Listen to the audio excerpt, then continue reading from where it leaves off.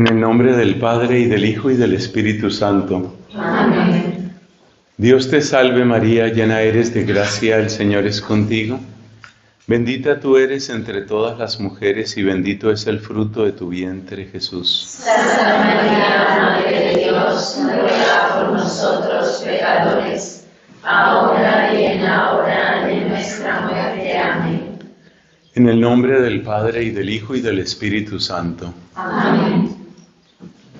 Hemos empezado a ver por qué es tan importante el conocerse. Recordemos un poco de lo dicho. Conocerse nos abre la puerta para la mejor versión de nosotros mismos. Porque nosotros mismos no sabemos de qué somos capaces, ni para lo bueno ni para lo malo. Como uno no conoce de lo que es capaz, pues deja de cultivar lo bueno y sucumbe fácilmente frente a lo malo. Es un error muy grave. Ahora nos preguntamos, ¿qué lo impide? Eso también lo hemos respondido. Normalmente el conocimiento de sí mismo desde el punto de vista espiritual, el conocimiento de sí mismo se da con la conjunción de tres factores. Un reconocimiento del fracaso, ese es un punto. Un asombro frente a la obra de Dios, su grandeza, su poder, su bondad, su sabiduría. Y luego una percepción de amor, de misericordia hacia uno mismo. Eso lo abreviamos en fracaso, asombro y amor. Por consiguiente, ¿qué impide que uno se conozca? Pues lo que lo impide es que uno no reconoce sus errores, entonces ahí falla en la parte del fracaso. Que uno ha perdido capacidad de asombro.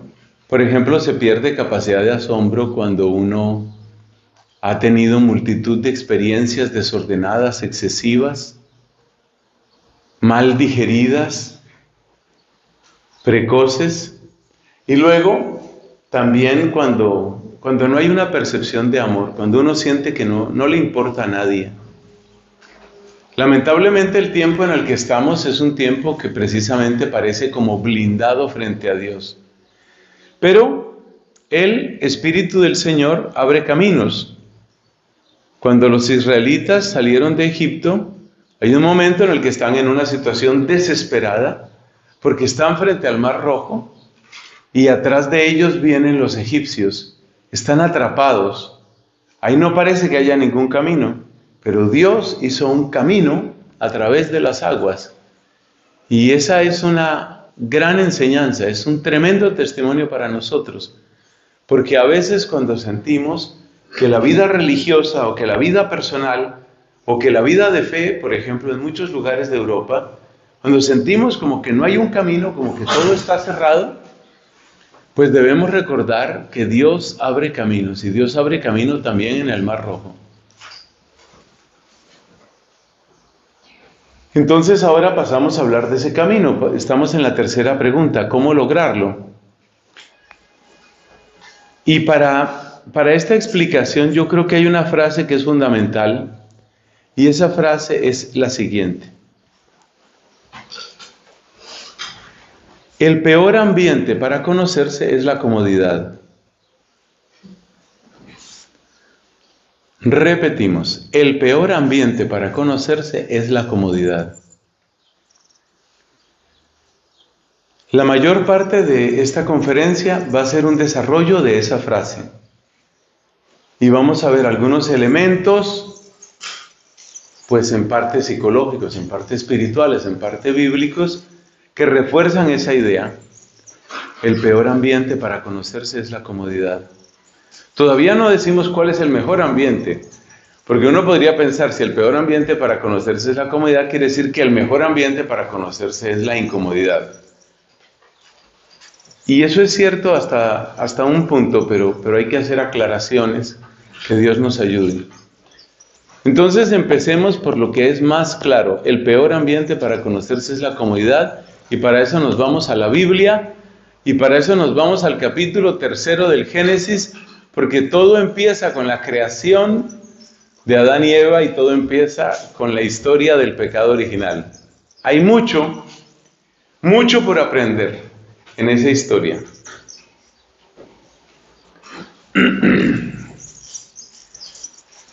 Observemos que Adán y Eva estaban desnudos. Después del pecado, ellos se cubren y después del pecado, ellos se esconden. Atención a esas dos acciones. Ellos se cubren, lo cual está representado por unos tristes vestiditos que se hicieron de hojas de árbol.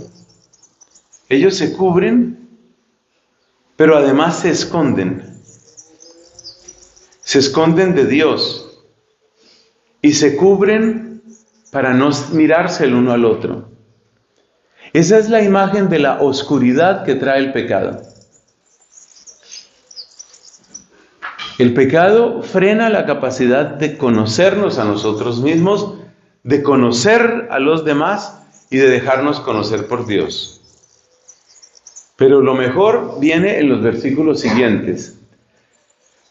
Ellos se cubren y se esconden. La primera pregunta que Dios hace a Adán y Eva, se la hace a Adán. Esas preguntas son de tanta belleza y profundidad. Le pregunta Dios a Adán, ¿dónde estás? Y luego le pregunta a Eva, ¿qué es lo que has hecho? Esas dos preguntas son las grandes preguntas de un examen de conciencia. ¿Dónde estás y qué es lo que has hecho? La pregunta ¿dónde estás? Saca al hombre de su escondite. La pregunta ¿qué es lo que has hecho? Le obliga a mirar sus obras, le obliga a mirarse. Esas dos preguntas son muy importantes. ¿Dónde estás? ¿Y qué es lo que has hecho? Son las preguntas que Dios hace a Adán y a Eva. Bueno, Adán no tiene muchas explicaciones que dar, ¿no? Es interesante lo que hace Adán. Adán lo que hace es desviar la responsabilidad. La mujer que me diste como compañera me dio de comer y comí del árbol del que no debía comer. Adán desvía la atención, desvía la mirada, esquiva su responsabilidad. La mujer hace otro tanto. La serpiente me engañó y comí. La actitud que toman ellos en ese pequeño diálogo con Dios, un diálogo que sucede en el paraíso, es la actitud típica de la inmadurez espiritual. Siempre la culpa está afuera, la responsabilidad está afuera. Hay una incapacidad de mirarse y de reconocer lo propio. Esta es la actitud típica en muchos niños. Le preguntas algo a un niño, ¿y tú por qué estabas peleando? Ah, es que Juanito me pegó, la culpa está afuera, siempre está afuera. El pecado nos vuelve opacos a nuestros propios ojos. El pecado hace que nos cueste demasiado trabajo mirarnos. El pecado frena la capacidad de conocernos. Entonces Dios le pregunta a Adán, Adán dice, la mujer que me diste como compañera me hizo pecar. Le pregunta a la mujer dice, la serpiente me engañó y me hizo pecar. Dios le preguntó a Adán, Dios le preguntó a Eva, Dios no le pregunta nada a la serpiente. Atención a ese detalle. No hay diálogo entre Dios y la serpiente. Este pequeño detalle atrae poderosamente nuestra atención. Dios no le pregunta nada a la serpiente. ¿Por qué es tan importante eso? Porque entonces nosotros tenemos que preguntarnos por qué Dios sí le preguntó a Adán y sí le preguntó a Eva.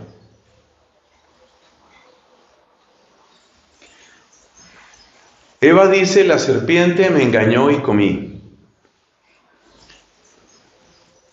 Dios se dirige a la serpiente pero no le hace una pregunta.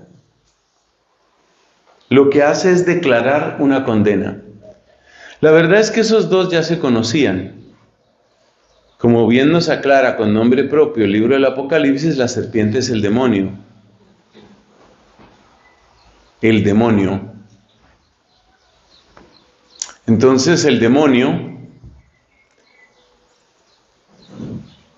es la fuente, es el mentiroso desde el principio. Y Dios no le pregunta nada al demonio. Podríamos decir que lo que hace Dios con esas palabras es declarar ante los oídos de los humanos la condena del enemigo malo, la condena del demonio, que es anterior a la creación visible. Es decir, esa frase que Dios le dice a la serpiente, esa frase ya la sabe la serpiente. La serpiente sabe que es maldita, la serpiente sabe que está apartada de Dios, pero bajo el poder de Dios, porque Dios es el Señor. Esa frase ya la conocía la serpiente ya sabía que ella era maldita y condenada, o sea, el demonio. El demonio ya sabe de su condenación. Entonces, ¿para qué dice Dios esa frase? Esa frase ya la conoce el demonio. El demonio sabe que está excluido, porque se ha autoexcluido, ¿no? Por su rebeldía. Entonces, esto se va poniendo muy profundo. Necesitamos mucho Espíritu Santo, que Dios nos ayude, porque lo que va a ir apareciendo aquí es más profundo de lo que crees. ¿Para qué le dice Dios eso a la serpiente? O sea, al demonio. ¿Para qué le dice Dios eso al demonio? Pues dado que el demonio ya lo sabe. Esa frase se le dice al demonio para que el hombre la oiga. Esa frase es muy importante. Maldita serás entre todas las criaturas. Esa es la fórmula de la condenación. Pero después le dice, pongo hostilidad entre ti y la mujer. Porque el demonio atacó en primer lugar a la mujer. ¿Por qué atacó en primer lugar a la mujer? Porque la mujer es la fuente de la vida. Porque cada mujer es el comienzo de un universo posible de vida. El poder que Dios le ha dado a la mujer es algo que la mayor parte de las mujeres no conocen.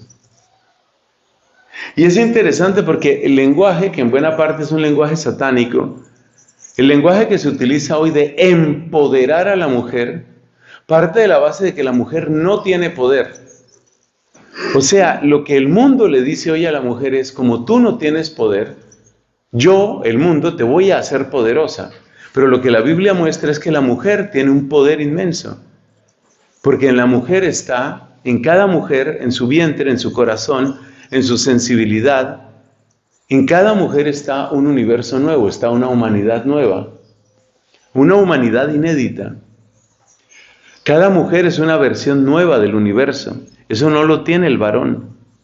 El varón no tiene esa capacidad. Por eso el demonio atacó a la mujer, porque la mujer es el manantial. Como el que envenena una fuente, como el que envenena un pozo, el demonio atacó a la mujer. Pero Dios se pone de parte de la mujer. Pongo hostilidad entre ti y la mujer. Puesto que ya hay hostilidad entre el demonio y Dios, la frase, pongo hostilidad entre ti y la mujer, ¿qué es? Es la declaración de la defensa de la mujer por parte de Dios. Yo te defiendo a ti, mujer. Todo eso ya lo sabía el demonio. El demonio conoce que está perdido. El demonio conoce su derrota.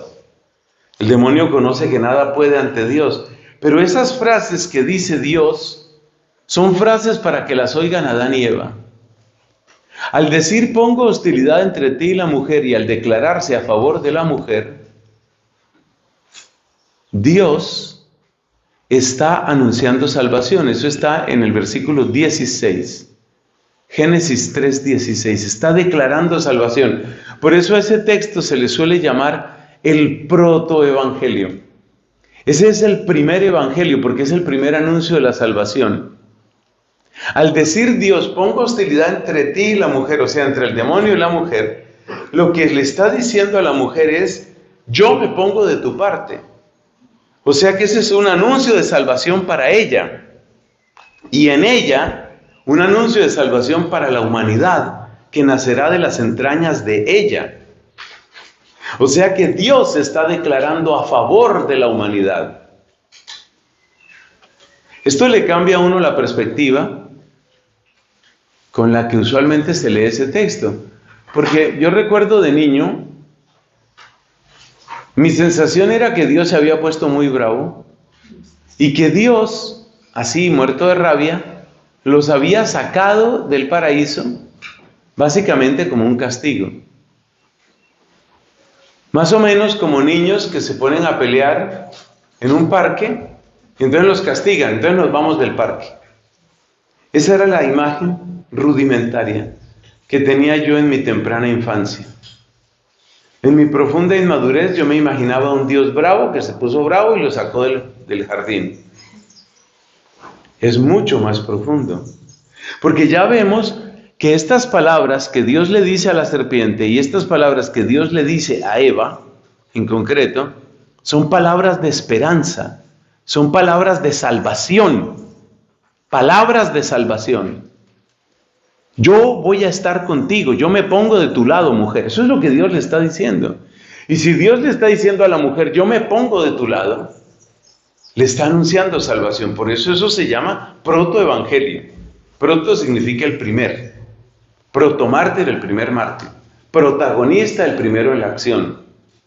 Protón, la primera partícula. Protoevangelio, el primer evangelio. A la luz de este descubrimiento que acabamos de hacer, empezamos a entender de otro modo las preguntas. Entonces las preguntas que Dios hizo tampoco son de rabia. Esas preguntas ya son misericordia, porque esas preguntas ya son para que ellos se conozcan. Esas preguntas ya son para que ellos entren en una ruta de salvación. ¿Dónde estás? Significa sal de tu escondite. ¿Qué es lo que has hecho? Significa empieza a conocerte. Luego Dios les anuncia trabajos. Para ti la tierra brotará cardos y espinas, le dice al hombre. Es muy típico del varón el trabajo. Es muy típico, muy propio de la mujer la fecundidad. Con dolor parirás tus hijos, dice la traducción usual. Bueno, si uno examina más el texto hebreo, uno se da cuenta que lo que viene a decir es más o menos esto. Tantos serán tus dolores como tus embarazos. Es una gran diferencia, porque con dolor parirás tus hijos, en la práctica lo que significa es, te ponen una epidural, o como se llama esa anestesia, y se acabó el castigo de Dios. Epidural. ¿Se llama epidural? Epidural. Veo que estáis bien informadas. Entonces, no, el problema no es el parto. Tantos haré tus dolores como tus embarazos. ¿Embarazos? ¿Eso qué son? Hijos. Tantos haré tus dolores como tus hijos. O dicho de otra manera más informal, cada hijo un dolor. Entonces, bueno, Dios les está anunciando problemas y dolores, ¿no? La tierra te va a dar cardos y espinas y cada hijo un dolor. Ahí dice uno, ¿te das cuenta que sí estaba bravo Dios? Pero nuevamente nos equivocaríamos. No, la cosa no va por ahí. Después los echa del paraíso. Marchaos de aquí. Dice uno, está bravo. Pero, a ver, no nos saltemos versículos. Antes de echarlos del paraíso, ¿te has fijado que Dios les hizo unos vestiditos? Entonces, ¿realmente estaba bravo? ¿Por qué no los mandó así, desnudos, que sufran, caray? Que la pasen mal. Esos vestiditos, que son unos vestiditos como de piel, dice unas pellizas, dice una traducción. Esos vestiditos son ternura de Dios. Es la ternura de Dios en esa circunstancia. Y entonces uno empieza a hacerse esta pregunta. ¿Lo sacó del paraíso por rabia o por amor? Porque las preguntas eran preguntas de amor. Luego, cuando le habla a la serpiente para que ellos oigan y para que ellos sepan que Dios está a favor de ellos, concretamente a favor de la mujer. Entonces, si Dios se declara a favor de la mujer y si Dios les ha hecho preguntas que son ante todo preguntas de amor, cuando los echó del paraíso, ¿los echó por rabia? Los echó por amor. Volvamos a nuestra frase clave. La frase clave de esta conferencia es, ¿cómo fue que la redactamos? La comodidad, ¿cómo es que dice? El peor ambiente para conocerse es la comodidad. Ajá. El peor ambiente para conocerse es la comodidad. Entonces, al sacarlos de la comodidad, los ponía en la ruta de conocerse. Al ponerles una vida difícil, representada por los cardos, las espinas, el parto, la crianza, al ponerles una vida difícil, los estaba sacando de la comodidad. Entonces tenemos que entender cuál es el problema de la comodidad. ¿Por qué la comodidad es peligrosa? La comodidad es tan peligrosa que muchos grandes santos huyeron de la comodidad, o por lo menos la tuvieron muy a distancia, muy a raya. Y uno tiene que seguir la enseñanza de los santos, y uno tiene que mantenerse a raya con el tema de la comodidad.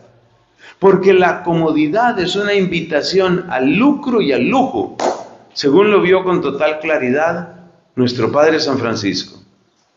La comodidad es una invitación al lucro porque necesito mucho dinero para mantener mi comodidad y para acrecentar mi comodidad. Y necesito lujo porque mi placer cada vez se vuelve más exigente y más refinado. Por eso San Francisco de Asís, con gesto profético, dice, pues no. O como decís en España, pues va a ser que no. Entonces, si la ruta de la comodidad es la ruta del lucro y del lujo y de no conocerse uno, entonces yo voy a tomar exactamente la ruta opuesta. Y me llamó tanto la atención, hermanas queridísimas, me llamó tanto la atención que varias de vosotras al describir vuestro llamado vocacional decíais, me llamó la atención la pobreza. Y es una cosa misteriosa. ¿Por qué te llama la atención la pobreza de San Francisco? Esa es acción del Espíritu Santo, no me cabe la menor duda. Que uno sienta encanto por la pobreza, así como que uno sienta amor por la penitencia, que uno sienta deseo de martirio, que uno sienta anhelo de cruz. Todas esas son hermanas, todas esas son parientes. La pobreza, la persecución, el desprecio, el martirio, la cruz, todas esas son hermanas. Y que uno sienta amor por eso solo se explica por el Espíritu Santo. Pero estamos empezando a ver que hay una cosa muy interesante en esto de la pobreza franciscana, porque estamos empezando a ver que lo que hace Francisco es ponerse en la ruta exactamente opuesta. Hay una ruta que dice paraíso para allá, y Francisco ve la ruta que dice paraíso para allá y dice pues yo voy para el otro lado. Y escoge la pobreza, y escoge la humillación.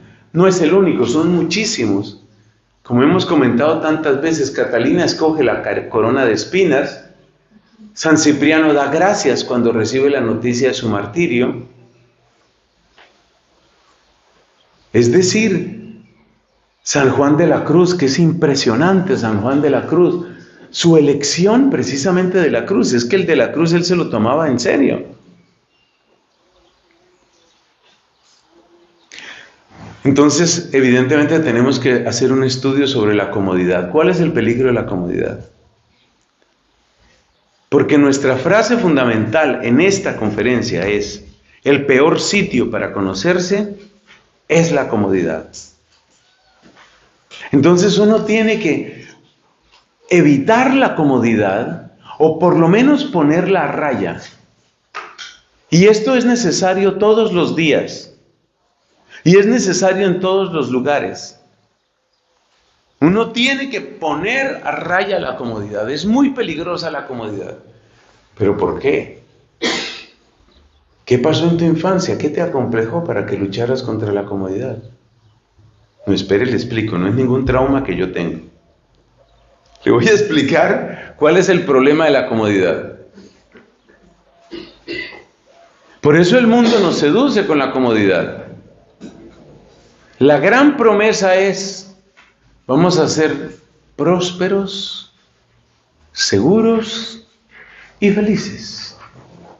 Esa es la gran promesa que nos hace el mundo. Y es la gran promesa en la que ha vivido la sociedad, la civilización occidental. Yo estoy viendo estos días unas noticias que hablan de un desastre financiero mundial que viene a prisa, que viene que corre. Pero más o menos a lo que estamos acostumbrados en Occidente, especialmente en el norte, eso significa pues Norteamérica, Europa, a lo que estamos acostumbrados es a que ya hemos encontrado la fórmula perfecta para ser prósperos, eternamente prósperos, ser seguros, eternamente seguros, tener todo asegurado y ser felices, porque podemos gozar de todo, y podemos hacer lo que nosotros queramos. Y unidas podemos. Bueno, entonces, ¿cuál es el peligro de la comodidad? Eso hay que aclararlo, porque nadie se lo aclara a uno. Bueno, pocas personas. Antes se predicaba más sobre este tema. Claro, ¿cómo se predicaba sobre esto? No era una guerra contra la comodidad, pero los grandes predicadores de ejercicios espirituales, que fueron siempre los jesuitas, eso es así, ellos hablaban mucho sobre la necesidad de la ascesis. Esa predicación fue desapareciendo de la iglesia. En todos los noviciados, en todos los aspirantados, postulantados, noviciados y juniorados, se predicaba mucho sobre la necesidad de la abnegación, la necesidad de la mortificación. Esa predicación fue desapareciendo. Y entonces en la vida religiosa, lo mismo que en el conjunto de la iglesia, fue entrando un mensaje de prosperidad continua, seguridad perfecta, felicidad sin término. Pero todavía no hemos explicado. A ver, ¿cuál es el problema? No más vueltas. ¿Cuál es el problema de la comodidad? El problema de la comodidad tiene que ver con la voluntad.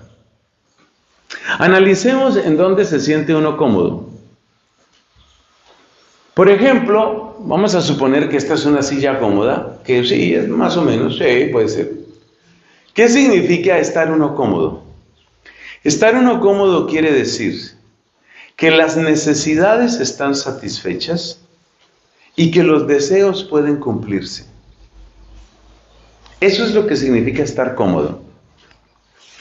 En algunos países se utiliza mucho una expresión que me gusta, no la usamos tanto en Colombia, aunque la entendemos. Yo la he oído sobre todo en México. En México, yo la que más he oído es a gusto. ¿Está usted a gusto? A gusto. Entonces, ¿qué es estar cómodo? Estar cómodo es tener las necesidades resueltas y los deseos a la mano. Es decir, nada necesito y todo lo que quiero lo tengo. El paraíso de la comodidad, o mejor dicho, el lugar que se parece mucho al paraíso, es lo que ofrece el turismo. Entonces vamos a ofrecerte un crucero por el Mediterráneo. Examinemos qué dice el brochure o la propaganda, la publicidad sobre el crucero y qué fotos aparecen. Lo que te dicen esas piezas publicitarias, lo que te dicen es: todas tus necesidades van a estar satisfechas y te vas a poder dar todos los gustos. Esa es la definición de comodidad.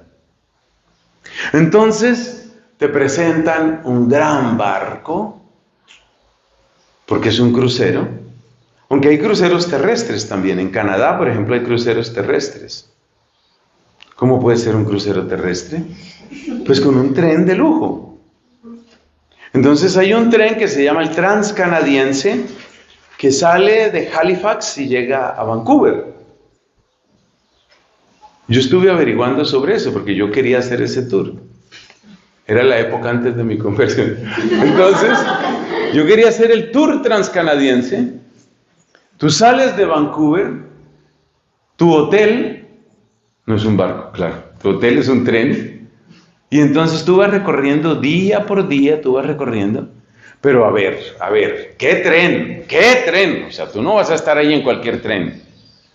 Es un tren supremamente a gusto, que tiene biblioteca, que tiene sala multimedia, y sobre todo tiene buffet. Porque tú puedes comer lo que sea. Entonces en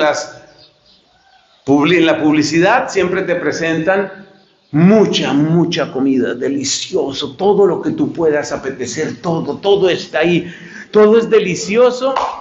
Y atención, que este dato es muy importante, de la comodidad sin límite. Sin límite. Quiero comer y broncearme, y por supuesto junto a eso todo tipo de desórdenes, dicho por la gente que ha trabajado ahí, porque un compañero mío de colegio trabajó varios años en la industria de los cruceros, y él me decía que los desórdenes en términos de droga, trago y sexo que hay en muchos de estos cruceros es una cosa tan impresionante que él, que no es ningún puritano, se sintió fastidiado de eso y dejó ese trabajo, porque ya no soportaba eso. Entonces, básicamente, la idea es: tendrás todo asegurado y te podrás dar todos los gustos. Esa es la comodidad. Todos los gustos en la comida, en el sexo, en la bebida, en el baile, en la piscina, en el sol, en los paisajes. No todos esos placeres son pecaminosos. Muchos placeres, tanto en los cruceros como fuera de los cruceros, muchos placeres son lícitos.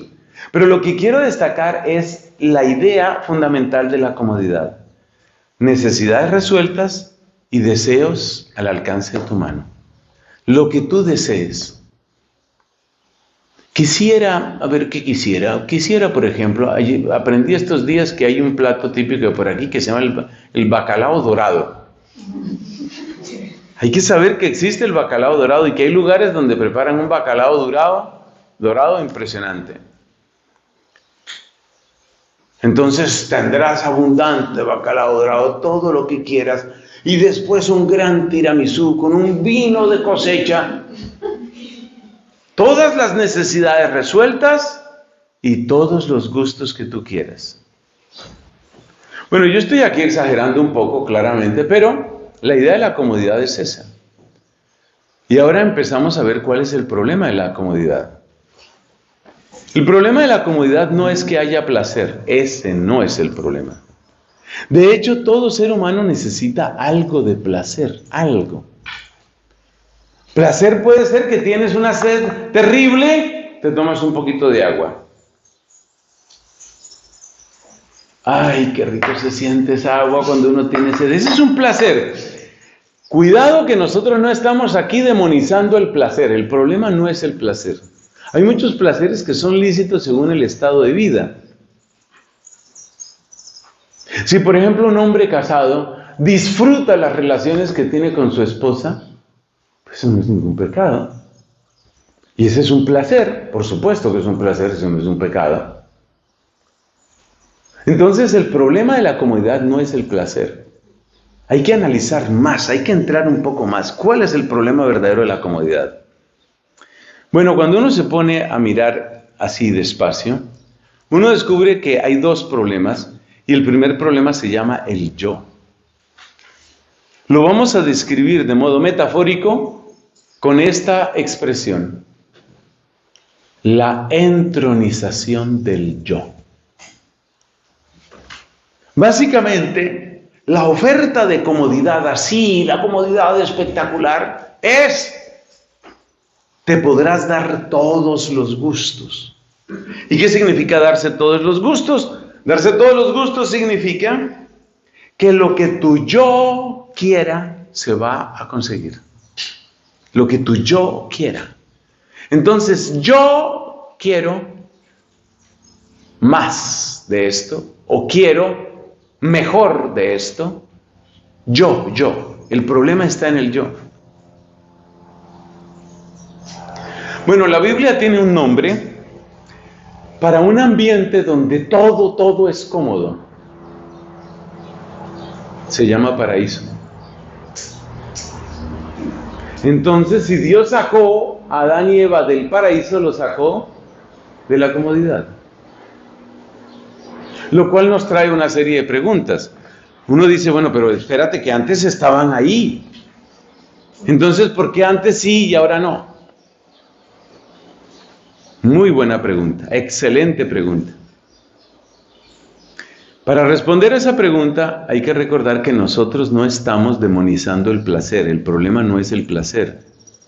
El problema es cuando el placer se convierte en una especie de cámara que aprisiona tu yo.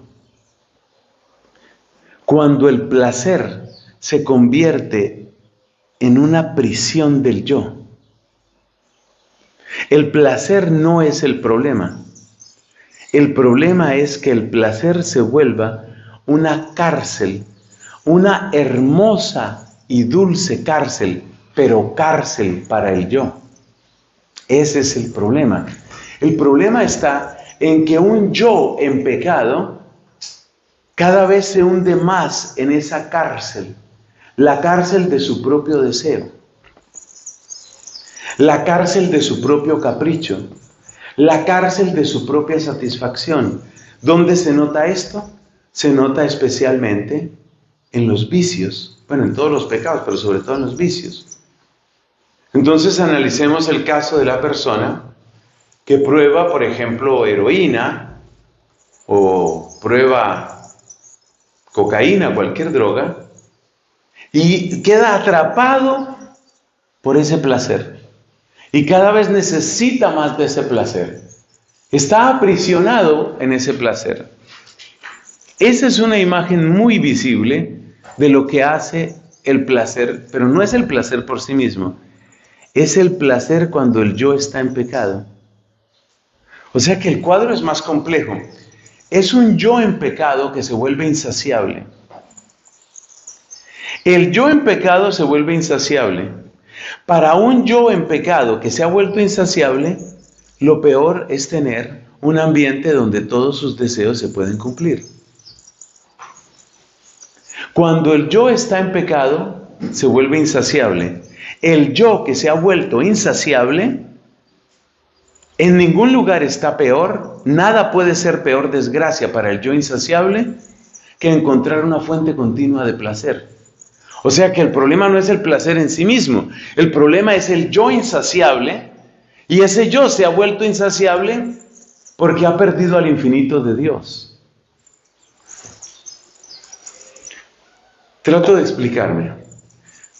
Cuando Dios pone en primer lugar a Adán y Eva en el jardín de delicias, en el Edén, en el paraíso, ellos estaban en amistad con Dios, y Dios era su riqueza y su plenitud.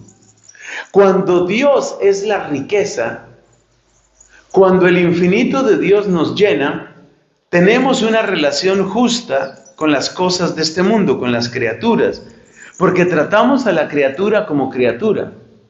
Cuando Dios reina, cuando Dios nos llena, entonces el infinito de Dios llena el infinito de nuestra necesidad y el infinito de nuestra felicidad. Y ese era el estado original de Adán y Eva. Cuando Dios nos llena, cuando Dios llena nuestro infinito, entonces las cosas son felicidades pequeñas y parciales que de todas maneras sabemos que el mismo Dios nos ha dado, y entonces las cosas con su bondad no nos apartan de Dios. Cuando Dios está de primero, cuando Dios está en su trono, cuando Dios nos llena, cuando Dios es nuestro infinito, siendo Dios nuestro infinito, las cosas no tienen poder de volverse ídolos para nosotros y la comodidad no es un problema, cuando Dios es nuestro infinito. Pero lo que ha sucedido con el pecado es que Dios ya no es Señor de esos corazones.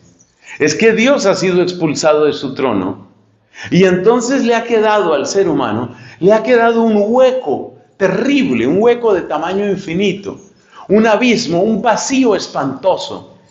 Y a ese ser humano, con ese vacío espantoso, tú empiezas a darle placeres. Lo encadenaste. Lo encadenaste. Porque a ese ser humano sin Dios, ese es el problema, sin Dios, ese ser humano sin Dios se vuelve insaciable. Entonces quiere más dinero, más dinero, más dinero. Yo me acuerdo un hombre que me contaba cómo él se volvió primero bisexual y luego homosexual y luego se enfermó de SIDA y luego murió. Bueno, yo conocí a este hombre que además tuvo un proceso de conversión fantástico. Y él me decía, yo no era ni bisexual ni homosexual, sino que yo era obsesivo con el tema del sexo. Y yo tuve sexo con muchísimas mujeres y de todas las maneras y en todas las posiciones, y yo hice de todo con mujeres. Y llegué el momento en el que ya había probado tanto a qué sabe una mujer que me entró la curiosidad de saber a qué sabe un hombre. Eso es lo típico del ser humano que ha perdido el infinito de Dios.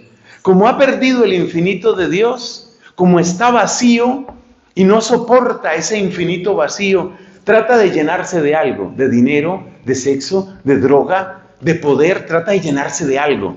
Y lo peor que le puedes dar a una persona que tiene esa avidez de llenarse de algo es empezar a darle placeres y placeres y placeres. Ese es el peligro de la comodidad. Entonces, el peligro de la comodidad no está en el placer en sí mismo. El peligro de la comodidad está en que esos placeres llegan a un corazón que está insaciable, que es insaciable. Y ese corazón se volvió insaciable porque perdió a Dios. Entonces, el corazón que perdió a Dios se volvió insaciable. Y así insaciable y con el yo entronizado, ese corazón que tiene al yo entronizado es el corazón que trata de saciarse. Si a ese corazón que trata de saciarse, tú lo llevas al desierto, tú lo sacas del paraíso, ese corazón termina por reconocer su fracaso. Ese corazón termina por reconocer la grandeza de Dios. Ese corazón puede ser redimido. Todavía no hemos hablado de redención, pero puede ser redimido. Porque ese corazón ha reconocido su necesidad infinita. Entonces, sacar del paraíso fue un acto de ternura, fue un acto de misericordia de Dios, porque fue poner al ser humano en la ruta de la verdad. Por eso hay que salir de la comodidad. Porque la comodidad para nuestro corazón, que es heredero del corazón de Adán, para nuestra comodidad, para nuestro corazón, para nuestro corazón insaciable y que ha perdido a Dios, la comodidad va construyendo una prisión. ¿Por qué? Porque como somos insaciables, cada vez vamos a querer más y más poder y más gusto. Entonces, como muy bien vio nuestro Padre San Francisco, el lucro y el lujo se van a adueñar de nosotros. Cada vez necesito más recursos porque cada vez necesito más gustos. Entonces ahí es donde no nos conocemos. Volvemos a nuestra pregunta. Entonces, ¿por qué el peor lugar para conocerse es la comodidad? Respuesta. Porque el corazón humano se volvió insaciable después del pecado. Y para un corazón insaciable, un exceso de placeres, lo único que hace es aplazar la hora de Dios. El exceso de placeres aplaza la hora de Dios. Entonces, cuando Dios saca al hombre y a la mujer del paraíso, lo que hace es ponerlos en incomodidad. ¿Y por qué? Para ponerlos en la ruta de la verdad. Y la verdad es que me has perdido a mí. El mensaje que Dios le da a Adán y Eva al sacarlos del paraíso es: daos cuenta, me habéis perdido a mí. Esos abrojos y espinas no son un Dios que tortura. Eso de que tantos dolores como hijos no es un Dios que tortura.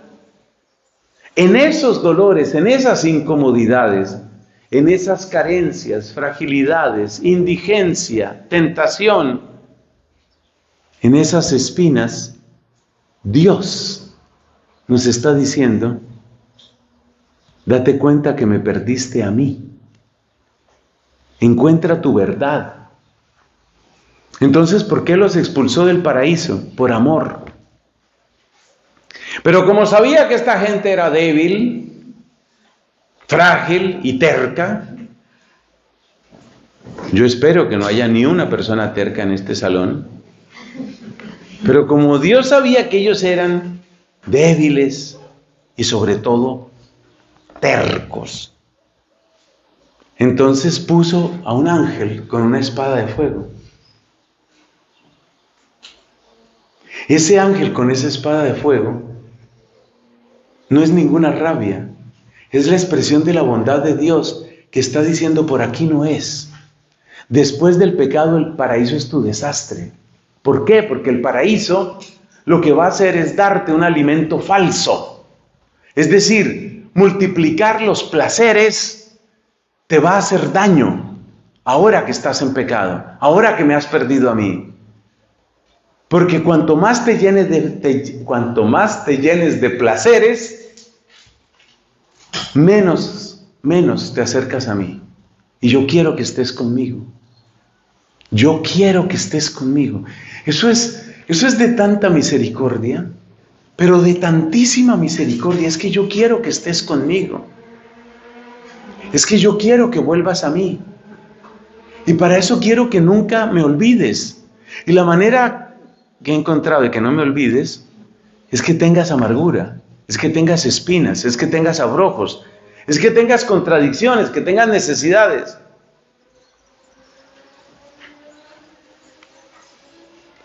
Además hay que recordar un hecho que hemos predicado muchas veces. Dios sacó a Adán, Dios expulsó a Eva, Dios no sacó a la serpiente. La serpiente sigue en el paraíso. Por consiguiente, cada vez que tratamos de construir un paraíso, volvemos a la serpiente. Todo paraíso tiene su serpiente. Entonces mi compañero de colegio conoce lo que es el paraíso. Esos lugares donde todos tus deseos serán satisfechos. Ese es el lenguaje de la serpiente. Todos tus deseos serán satisfechos. Todo paraíso tiene su serpiente. Entonces, para conocerse hay que salir del paraíso. El peor lugar para conocerse es la comodidad. Vamos a dar un par de ejemplos y luego explicaremos una frase tremendamente misteriosa de Cristo. Cristo utilizó la palabra paraíso solamente una vez en la vida, según dicen los evangelios. Recordemos gente que entró en el paraíso y que entonces no solo cayó en pecado, sino que se apartó del verdadero conocimiento de sí. ¿Cuál será el primer ejemplo que encontramos de una persona que logró esquivar al querubín y meterse al paraíso? Porque hay un querubín con una espada de fuego, pero el ser humano es tan terrible, sobre todo la gente terca, que Dios nos libre de la terquedad, Dios mío. Cabezona, como que dicen aquí, la gente cabezona. Bueno, el peligro de la gente cabezona. ¿Por qué yo digo tantas cosas de los tercos, de los cabezones, de los obstinados? Porque una persona terca es capaz de ganarle al querubín. ¿Qué? A ver, Dios puso un querubín, ¿no? Dice el relato. Dios puso un querubín. No cualquier querubín. Además, un querubín es algo muy impresionante. Muy impresionante. Pero además de la imponente presencia del querubín, el querubín tiene una espada de fuego. ¿Puedes creer que hay gente tan terca que analiza al querubín? Mira. Y logran meterse al paraíso. ¿Cuál fue el primero que esquivó al querubín? A ver, piensa. Te voy a dar así unos segundos. Piensa. ¿Cuál fue el primero que esquivó al querubín? ¿Cuál fue el primero? ¿Quién? No, eso está lejísimo. Estamos diciendo el primero. Claro que esto. A ver, para allá tenemos que hablar. Es que de esa frase tenemos que hablar. Y verás que eso no fue esquivar al querubín. Pero bueno. El primero que esquivó al querubín, el primero que... Miro por dónde me meto. ¿Quién fue? Pues eso se llama un terco. Eso fue un terco. ¿Pero cuál terco? Fue un cabezón. Bueno, el primero que esquivó al querubín parece que fue Noé. ¿Cómo así? No, ¿cómo así? Si Noé fue obediente. No todo el tiempo. A Noé le tocó muy dura la vida. En primer lugar, aguantarse todas las burlas de la gente que lo veía construir un barco ahí. Pero Noé aguantó todo eso, siguió trabajando. Después, reunir toda esa cantidad de animales. Eso no fue tan fácil. O sea, a Noé le tocó trabajar mucho. Después, convivir con esa cantidad de bestias ahí. Ver que el universo se achicaba. Porque el pasaje del diluvio lo que significa es eso, que el universo se achicó. ¿Cómo así? Sí, cayó agua de arriba, salió agua de abajo. El diluvio no fue solo lluvia, salía agua de abajo. La creación fue que Dios separó las aguas de arriba y las aguas de abajo. En el diluvio cae agua de arriba, sale y sale agua de abajo, hasta que quedó apenas una cosita chiquita de universo. El universo se volvió chiquito, la creación se volvió chiquita. Eso es lo que significa el pasaje del diluvio. Entonces, a él hay metido en su arca, con un universo chiquito, una cantidad de bestias ahí. Finalmente, cesa el diluvio, aparece el arco iris.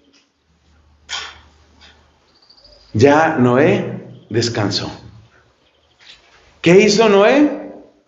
Ponerse cómodo, ponerse a gusto. ¿Cómo se puso a gusto? A tomar, a beber. Eso es lo que pasa cuando uno vuelve al paraíso. Uno vuelve al paraíso. Él quería darse gusto bebiendo. Algunos de nosotros no le encontramos mucho gusto al alcohol. Tomamos poquísimo o nada de alcohol. Yo tengo una situación en mi hígado que hace que yo pueda tomar muy poquito alcohol. Algo me gusta, pero no puedo tomar. No puedo tomar ni lo extraño porque es una cosa que no me sirve. Entonces, por ejemplo, no es ninguna virtud mía que yo jamás me he emborrachado, jamás. ¿Por qué nunca me he emborrachado? Porque el cuerpo no me sirve para eso. Bueno, pero volvamos a Noé. A Noé sí le servía el hígado bien. Entonces Noé quiere un poquito de paraíso. Y el poquito de paraíso es su poquito ese de vino, y entonces él se toma su vino, un poquito de vino. Bueno, otro poquito de vino. ¿En qué acabaron los poquitos? El tipo se emborrachó, se desnudó, hizo escándalo. Lo típico. Volvió al paraíso. ¿Y qué encontró en el paraíso? ¿Qué encontró? La serpiente. Vuelves al paraíso, encuentras la serpiente. Eso fue lo que nos dijo el Papa Francisco a los religiosos. Cada vez que nos hemos vuelto cómodos y rodeados de lujo, hemos caído en mediocridad, en relajación. La vida religiosa siempre se ha terminado así, siempre ha declinado y se ha hundido. Y la vida religiosa siempre se ha renovado cuando gente valiente dice: necesitamos menos comodidad, necesitamos más ascesis, necesitamos más cruz, vamos a abrazar la cruz. Ahí es cuando la vida religiosa se levanta. Siempre ha sido así. Y así fue también en el caso de nuestros fundadores. Bueno, otro ejemplo de paraíso. Resulta que hubo otro señor que tuvo que luchar muchísimo. Él cuidaba ovejas, pero el papá ni siquiera lo consideraba hijo. Ese es David. Ni siquiera lo consideraba hijo, los hermanos lo despreciaban, se burlaban de él. En sus ratos libres tenía que matar osos y leones, porque tenía que cuidar el rebaño. Después de eso fue ungido rey, pero entonces vino otra serie de problemas, porque el rey que estaba reinando, que era Saúl, le tomó odio, se llenó de envidia, lo persiguió a matarlo, y así siguió la vida de David. Y después a pelear con los filisteos. O sea, toda su vida fue complicada, como la vida de Noé, toda la vida complicada. Y después ya era rey. ¿Y qué le tocó de rey? Seguir peleando y peleando. Toda su vida fue pelea. Pelea con los filisteos, pelea con su hijo Absalón, pelea con todo el mundo. Por fin nos cuenta el segundo libro de Samuel, capítulo 11. ¡Ay, un respirito! Ya estaba más consolidado el reino. Ya tenía un tremendo general de nombre Joab. Tremendo general, un general en toda regla. Este tipo se encarga de las batallas. Por fin tengo un respiro. Como Noé después del diluvio, por fin tengo un respiro. Pero David tenía otros gustos. No era tanto problema de vino, su problema era la mujer. Entonces por allá él había hecho su palacio, ya eso palacio te suena un poquito como a paraíso. Y había hecho su palacio, un palacio muy cómodo, tan cómodo que después se sintió avergonzado y dijo: no, yo tengo que hacer algo para Dios porque yo estoy viviendo demasiado bien. Estoy viviendo demasiado bien. Comodidad. En su palacio tenía una hermosa azotea donde él caminaba hacia el atardecer, caminaba. ¡Ay, una mujer! Una hermosísima mujer que estaba por ahí bañándose, pero resulta que era una mujer casada. Pues casada o no casada, será mía. Y listo, relación con la mujer. El paraíso siempre tiene su serpiente. ¿Qué se nos dice del rey Salomón? Que el rey Salomón amplió el palacio, que tenía a sus servidores con sus uniformes. ¿Te acuerdas cuando fue la reina de Saba? Tenía a los servidores con el uniforme, tenía una vajilla finísima, las mesas, los uniformes, la música, las construcciones, el templo, el esplendor. ¿A qué te suena eso? ¿A qué te suena? ¿A qué te suena? Paraíso. ¿En qué cayó? En idolatría. Una cantidad de esposas que eran para hacer como pactos políticos, pero cada esposa trajo su propio ídolo y sus propios sacerdotes y sacerdotisas, y se llenó de idolatría Jerusalén. Jerusalén había sido convertida en un paraíso. Y cada vez que haces un paraíso, le das una casa a la serpiente. Esa es la peor frase de esta conferencia, pero hay que escribirla. No tengáis miedo, hay que escribirla. Cada vez que construyes un paraíso, le hiciste una casa a la serpiente. Bueno, entonces vamos a explicar, porque el tiempo se nos acaba. Vamos a explicar, con la ayuda de Dios, vamos a explicar esa frase que dice Cristo. Observemos que Cristo no anuncia paraíso. Es más, Cristo no solo no anuncia paraíso, Cristo lo que anuncia es cruz, sufrimiento, persecución. El primero que nos enseña a desconfiar de la comodidad es Cristo. Vete a Lucas capítulo 6. ¡Ay de vosotros ricos! Los ricos suelen ser cómodos, ¿no? Vivir en comodidad. ¡Ay de vosotros ricos!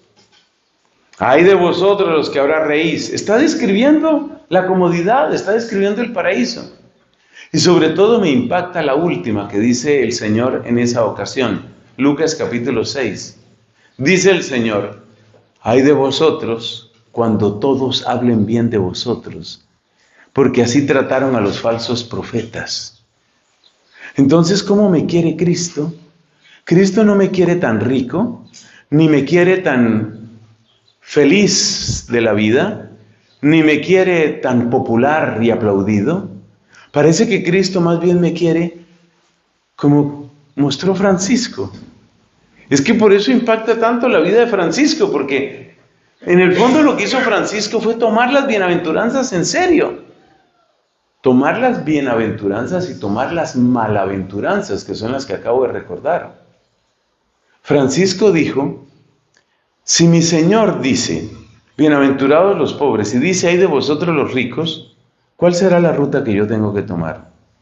Si mi Señor dice, bienaventurados seréis cuando os persigan y os calumnien y os injurien de todas las formas por causa mía, y el mismo Cristo dice, ay de vosotros cuando todo el mundo hable bien de vosotros, ¿qué ruta será la que yo tengo que tomar? Esa es la pregunta que se hace Francisco. Y Francisco no tiene ninguna duda. Francisco dice, si mi Señor dice que hacia allá va la destrucción, el abismo, y ancha es la puerta que lleva a la perdición, y ancho es el camino que lleva a la perdición, ¿voy a seguir yo ese camino? Ese es el camino de la comodidad. ¿Voy a seguir el camino de la comodidad? Pues no. Entonces, ¿mi camino cuál va a ser? El de la pobreza, el de la humildad, el de la cruz. Yo estuve en Asís hace unos años. En Asís se conserva uno de los hábitos que utilizó nuestro Padre Francisco. De ese análisis y de otras cosas que he podido leer, aunque no soy experto en la vida de San Francisco, porque para algo hizo Dios a las clarisas, he llegado a la conclusión, bueno, esa conclusión no es mía, que cuál era el color de Francisco. Todo el mundo dice que el color de Francisco era el café, el marrón. Pues no. Los últimos estudios demuestran que el color de Francisco no era el marrón. Por eso encontramos familia franciscana que se viste de gris. No, el color de Francisco no era el marrón. Entonces, ¿cuál era el color de Francisco? La respuesta más corta es, el color de Francisco era color mugre, color tierra, color nada. Ese era el color de Francisco. Lo que él quería era el humus, la tierra, la mugre, lo que el mundo desprecia, lo que no cuenta ante el mundo. Eso era lo que él quería. Por eso hay versiones franciscanas que van desde un café, un oscuro, un café claro, café oscuro, marrón, gris. Finalmente, el color de él era el color mugre. No estoy diciendo nada para que entréis a discutir en las constituciones. Bueno, entonces, ¿qué tenemos que hacer ahora? Nuestros hábitos serán color mugre, no. Y lo estoy diciendo porque eso nos cuenta algo de la espiritualidad de este hombre. Y nos cuenta algo de por qué él escogió lo que escogió. La manera como Francisco se vestía era la manera como se vestían los homeless, los pordioseros, los mendigos, los que no tenían con qué cambiarse, los que vivían con la ropa sucia, por fuera y por dentro. Esa fue la ropa que escogió Francisco.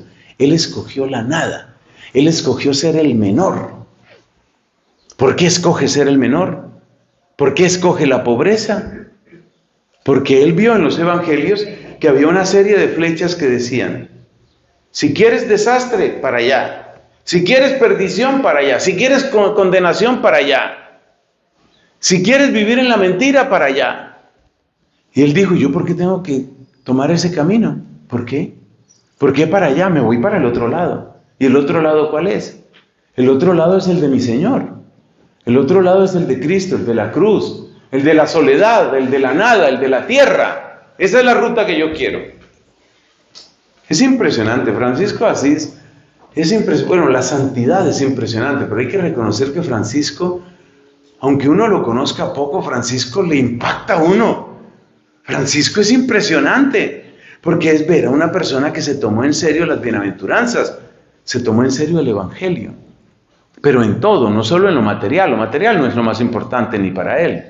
Es que su misma actitud, su misma manera de ser, su modo de obedecer en la iglesia. La obediencia de Francisco es hermana de la pobreza de Francisco. Esos 3 votos, de los cuales hablaremos después, esos 3 votos van muy unidos en Francisco. La obediencia de Francisco es como pobreza, es como una pobreza profundamente interior. Pobreza que se vuelve disponibilidad. Cuando el yo, porque acuérdate que todo el problema está en el yo, ¿no? Cuando el yo deja su rebeldía, se vuelve disponible. Y cuando el yo deja su rebeldía y se vuelve disponible, se vuelve obediente. Entonces la pobreza de Francisco lleva a la obediencia de Francisco. Y la obediencia de Francisco lleva a la castidad. Quiero compartir aquí la frase más bonita que conozco sobre la humildad y la castidad. Esa frase es lo más hermoso que yo he conocido sobre humildad y castidad. Y dice de la siguiente manera: la humildad es la castidad del alma, la castidad es la humildad del cuerpo. Que no he conocido frase más bella sobre humildad y castidad. La repito: la humildad es la castidad del cuerpo.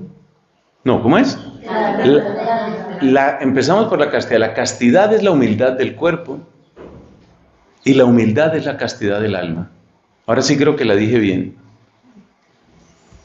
Y repito: la castidad es la humildad del cuerpo y la humildad es la castidad del alma.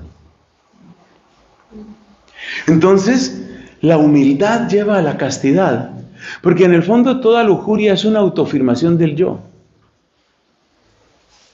Toda forma de lujuria es afirmar el yo, sea uno solo o con otra persona o con muchas personas, sea de pensamiento, de palabra o de obra. Toda lujuria es un intento de darle culto al yo. Cuando el yo está en humildad, la castidad es casi natural. San Agustín, que sabía mucho de estos temas, escribió una obra que se llama De Virginitate, y resulta que la obra sobre la virginidad de San Agustín, más de la mitad es hablando de la humildad. Entonces date cuenta cómo se conectan los votos, cómo se conecta tan profundamente la pobreza, la obediencia, la castidad. Todo tiene que ver con el humus. Humus es la palabra en latín para decir tierra. Todo tiene que ver con la humildad. La pobreza es humildad ante Dios frente a todo lo creado. La obediencia es humildad ante Dios en cuanto a mi propia voluntad. La castidad es humildad ante Dios frente a mis propios afectos y mi cuerpo. Bueno, hemos terminado. Nosotros nos damos cuenta que la comodidad es el peor ambiente para conocerse, porque necesitamos necesitamos una cierta incomodidad. Necesitamos una cierta incomodidad. Por eso el único lugar donde Cristo usó la palabra paraíso fue el lugar más incómodo de todos. Cuando no había ambigüedad posible, ya no había posible ambigüedad, Cristo dijo: hoy estarás conmigo en el paraíso. Hoy estarás conmigo en el paraíso. ¿Por qué? ¿Por qué estarás conmigo hoy en el paraíso? Porque ya la palabra paraíso ya no tiene ambigüedad ahí. Antes de eso, Cristo no promete ningún paraíso. Gloria al Padre, y al Hijo, y al Espíritu Santo. Como era en el principio, ahora y siempre, por los siglos de los siglos. Amén.